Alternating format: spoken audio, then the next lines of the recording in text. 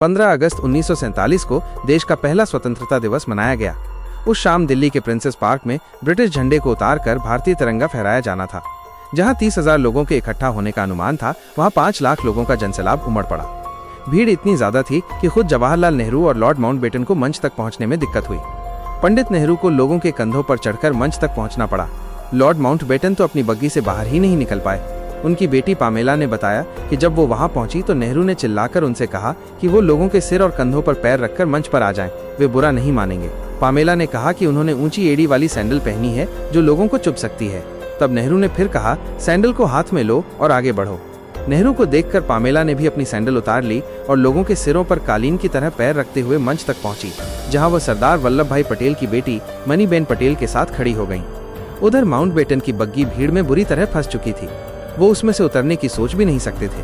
उन्होंने पंडित नेहरू की तरफ देखते हुए चिल्लाकर कहा, लेट्स होस्ट द फ्लैग, यानी चलिए झंडा फहराइए। इसके बाद प्रिंसेस पार्क में भारत का महान तिरंगा फहराया गया और माउंटबेटन ने अपनी बग्गी पर खड़े होकर तिरंगे को सलामी दी। इसके बाद कुछ ऐसा हुआ जो अंग्रेजों के 200 साल के शासन में कभी नहीं हुआ था। भारत की जनता ने पहली बार दिल से किसी अंग्रेज के नाम के जयकारे लगाए। वे थे लॉर्ड माउंटबेटन। हर तरफ एक ही नारा गूंज रहा था, माउंटबेटन की जय, पंडित माउंटबेटन की जय।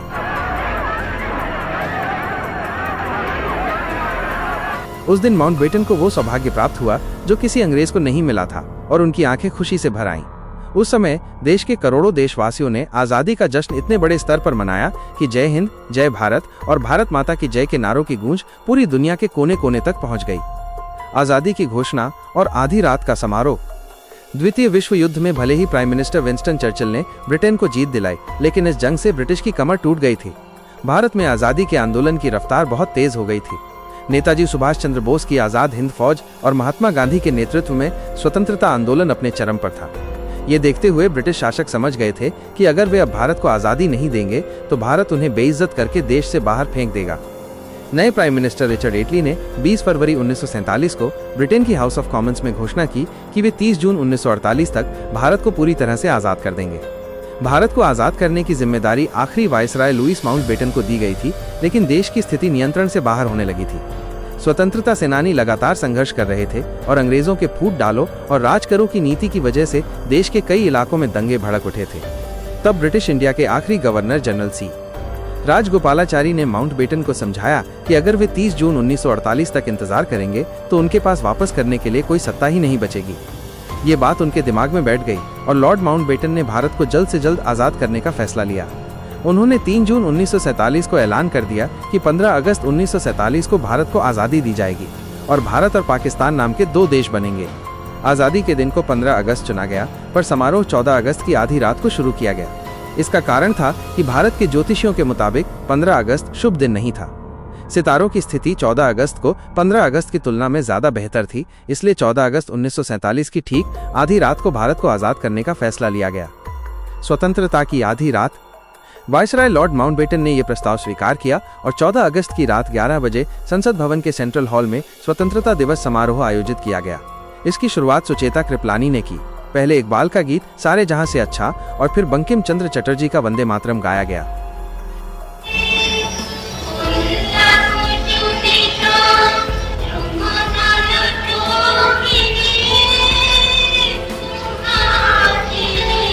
ठीक 11:55 पर आजाद भारत के पहले प्रधानमंत्री जवाहरलाल नेहरू ने अपना प्रसिद्ध भाषण ट्रिस्ट विद डेस्टिनी यानी नियति से मिलन देना शुरू किया।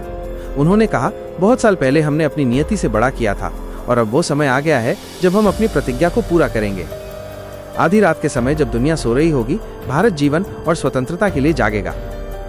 उससे इस बात को याद रखें, इस आजादी के दरवाजे पर जब हम खड़े हैं कि हिंदुस्तान किसी एक फिरके का मुल्क नहीं है, एक मजहब वालों का नहीं है, बल्कि बहुत सारे बहुत किस्म के बहुत धर्म और मजहबों। जैसे ही घड़ी में रात के 12 बजे कई शंख बजने लगे और वहां मौजूद लोगों की आंखों से खुशी के आंसू बह निकले।